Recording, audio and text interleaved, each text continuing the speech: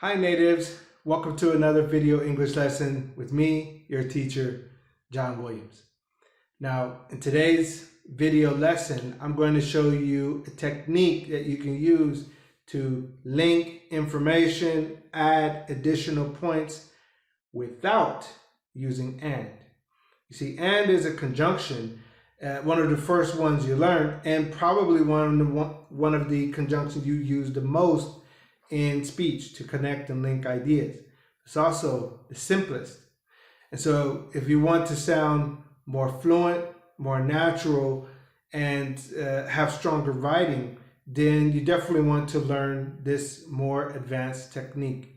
So what we're going to do is I'll show you how you can use prepositions instead of conjunctions to link ideas together.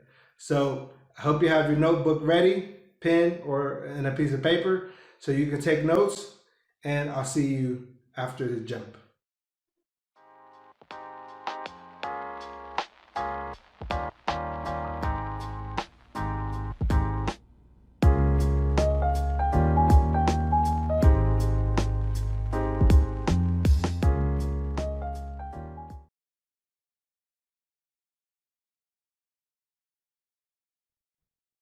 The word and is a coordinating conjunction that is used to link words to words, phrases to phrases, and clauses to clauses, and all in a grammatically equal way. So let's start with some basic rules around coordinating conjunctions. A coordinating conjunction connects as grammatically equal parallel items. So the words connected are parallel. The phrases connected are parallel. So these fall under the rules of parallelism. So what is parallelism? That means that the linked items in the list, whether it's 2, this and that, or 3, this, that, and the other, or 4, this, that, the other, and something else, are all grammatically equal and should all be the same grammatic structure. So let me bring in some examples to just show you what I mean by parallelism. So first, words to words. So you can see the first example sentence. I went shopping and bought a new backpack, smartwatch, and a pair of shoes. Now, in the example sentence, first thing you notice is that there's 2 verbs after the subject. I went shopping and bought something. So went and bought. So that's the first example of parallelism. 2 verbs, went and bought. Now, I went shopping, so that's one phrase, and bought. And then we have 3 noun phrases that are objects to bought. So bought a new backpack, a smartwatch, and a pair of shoes. Now, because these are noun phrases, there's an article, a, at the beginning of the phrase, but you only see one article, a backpack, pair of shoes, and smartwatch. But you don't see a backpack, a smartwatch, and a pair of shoes. You don't see 3 articles because we don't need to use 3 articles. Each noun is grammatically equal, so you can use one article at the front of the parallel structure, and we don't have to use it again. And the same thing goes for auxiliary verbs and other forms. So you'll see more examples of that as we go. So we had 3 grammatically equal nouns. Now, the second example, phrases to phrases. I would like to travel for a living and never work again. So the verb structure in this simple sentence is would like, right?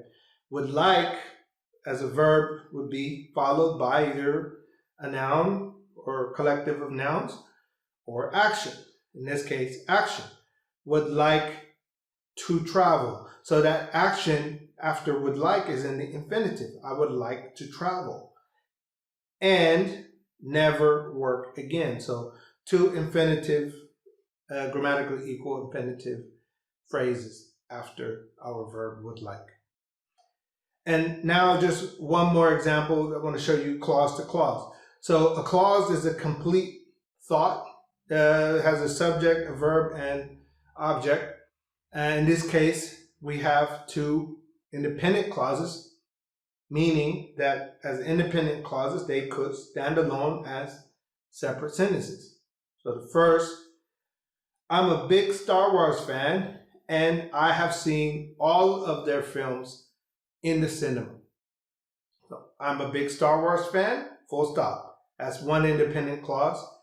And I have seen all the films, all the Star Wars films in the cinema. That's another complete thought. That could be independent. But when we bring two independent clauses together, we have a compound sentence.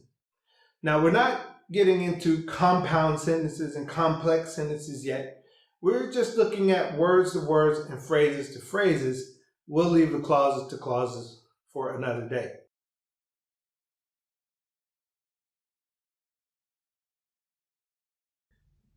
Now, if coordinating conjunctions connect and link words in a grammatically equal way, words and phrases, then how can we link words and phrases in a grammatically unequal way?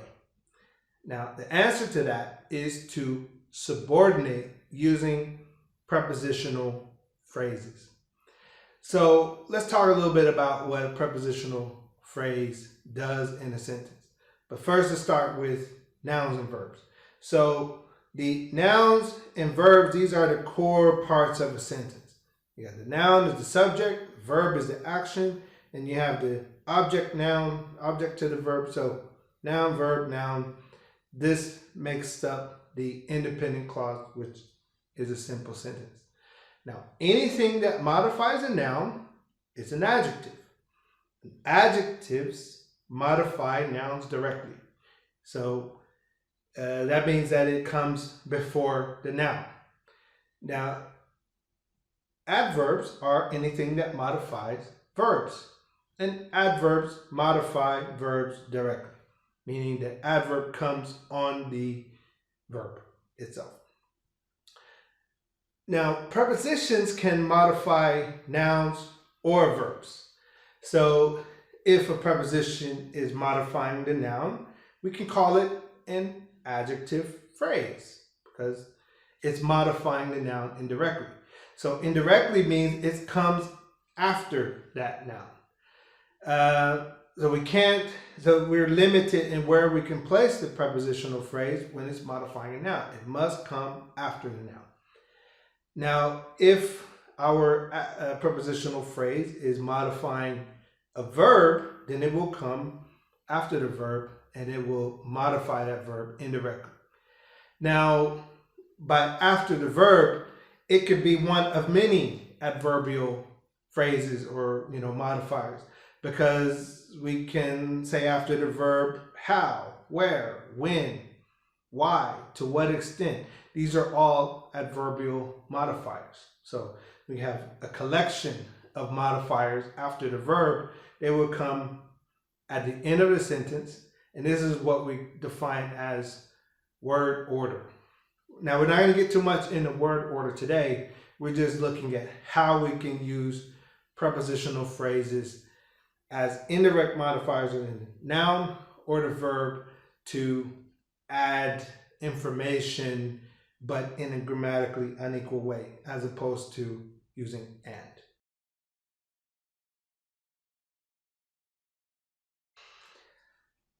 So now let's just bring in some example sentences so I can show you how we can use prepositions in place of and.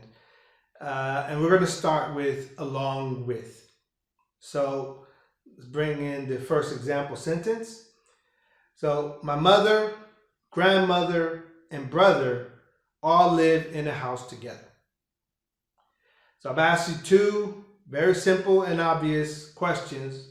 So number one, firstly, how many people live in the house? And number two, how many people make up the subject of the sentence? Well, we can clearly see that there is a collective subject, my mother, grandmother, and brother. So they are three items, and then we have a collective subject. They're all grammatically equal, so we have a collective subject of three. So since we have a collective subject of three, we must, the verb must agree with the number of the subject. So the verb is plural. So my mother, grandmother, and brother live, not lives, live in the house together. They all live in a house together, right? So collective subject 3, plural verb. This was a parallel 3 subject.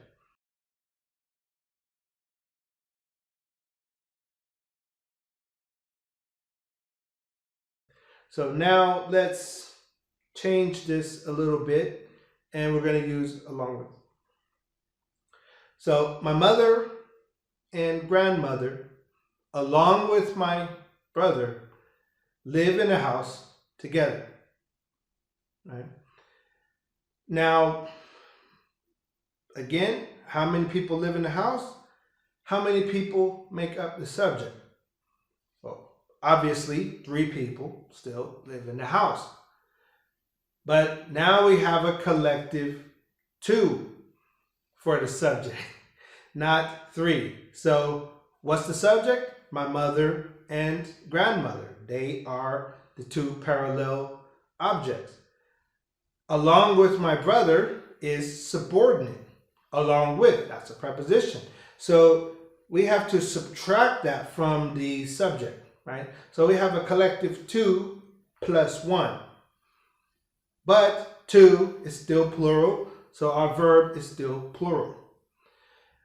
But because this is a preposition, along with my brother, could we move that prepositional phrase somewhere else in the sentence without changing the grammar? And I will say yes and no. If we move this prepositional phrase, for example, to the end of the sentence, then we keep more or less we keep the same meaning of the sentence, but we're changing the sentence structure, we're changing the grammar a little bit. So right now, this prepositional phrase is modifying the collective subject. It's 2 plus 1. My mother and grandmother along with my brother. If we move it to the end of the sentence, well, it's no longer near that noun, the collective 2 nouns that it was modifying. So it's not modifying those nouns anymore. That modifiers must be near the thing that is modifying. So what's it modifying? If we move it, it's modifying the verb. So we just flipped it from being an adjective phrase to an adverbial phrase. So it's modifying the verb now, and it falls in with word order. So live where? Live in a house. With whom? Along with my brother. So you have 2 adverbial modifiers if we change the order of this sentence.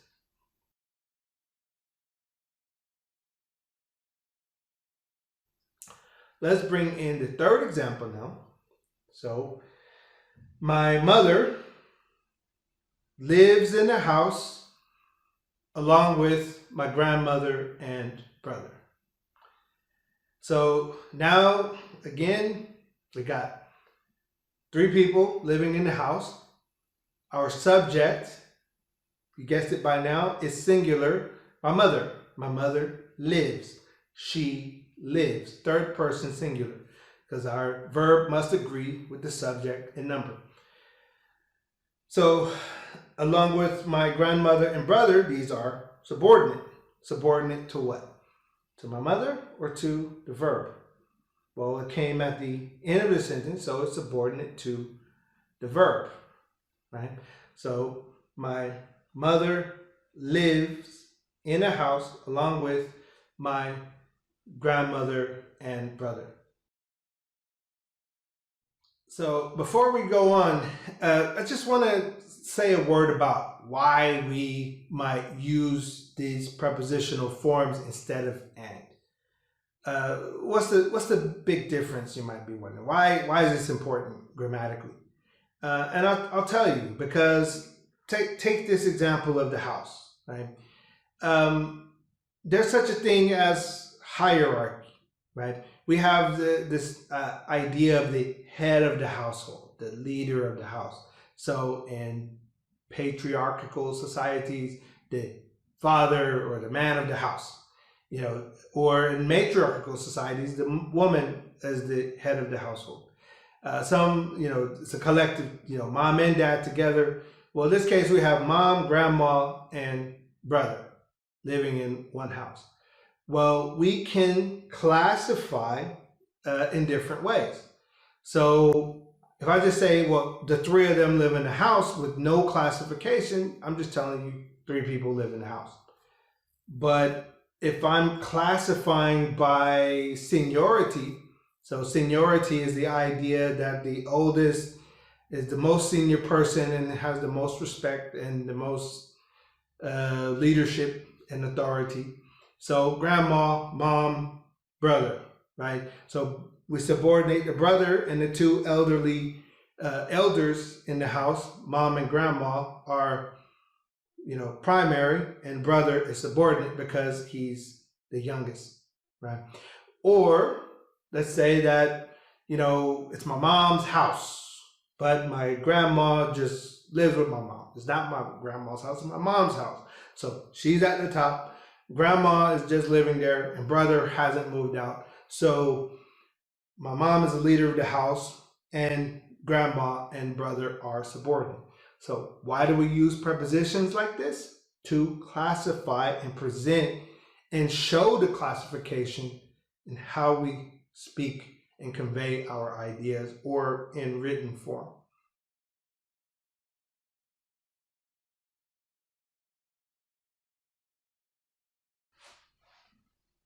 So to finish up, I just want to do another 2 examples to show you more ways that we can link ideas with prepositions.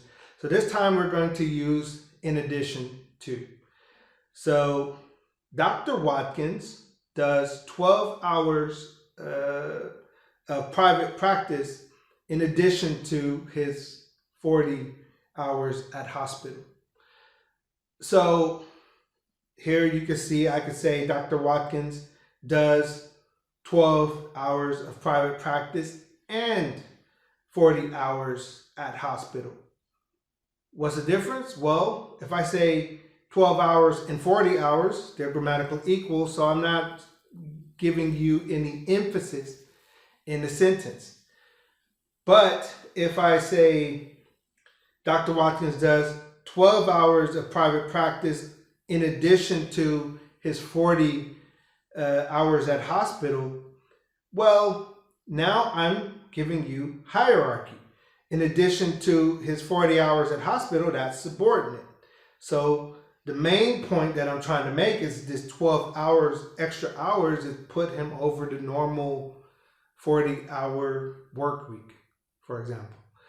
And you might ask, well, could we subordinate the 12 hours? Yes. I could say Dr. Watkins does 40 hours in the hospital in addition to the 12 hours of his private practice. So then in that case, I'm emphasizing the 40, which is the bigger number of hours, and subordinating the smaller number. So we can subordinate something that is normal to emphasize the extra, or we could emphasize the bigger number and subordinate the smaller number. There's a number of ways we can present this information. The listener or the reader will understand the difference in what you mean if you use prepositions in the right way. So let's bring in one more example and just show you how to use as well as.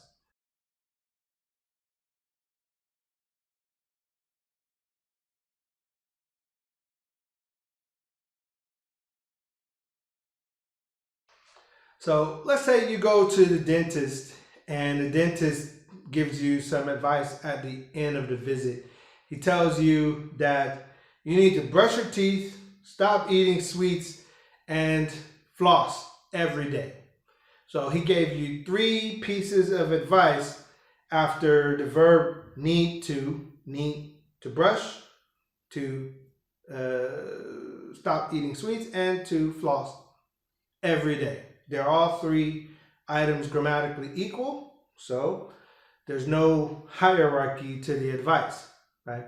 But let's say that, every dentist tells you to brush your teeth every day. So let's say that because it's so normal, it's so mundane, that let's subordinate that. And we can say, in addition to brushing your teeth, you need to stop eating sweets and floss every day. So by subordinating the normal advice, and well, for start, how did we subordinate?